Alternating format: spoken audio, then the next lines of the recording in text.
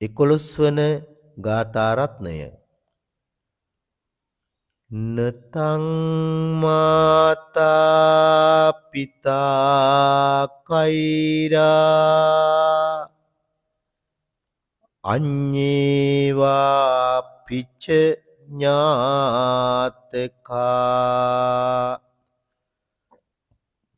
සම්මා පනිහිතං චිත්තං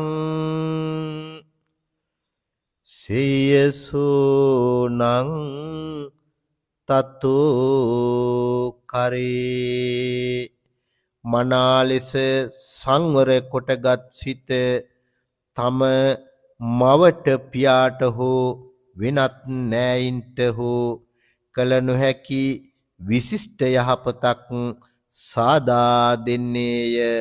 චිත්තවග්ගෝ නිට්ඨිතෝ තෙවන චිත්ත වර්ගය නිමාවට පත්වන්නේය.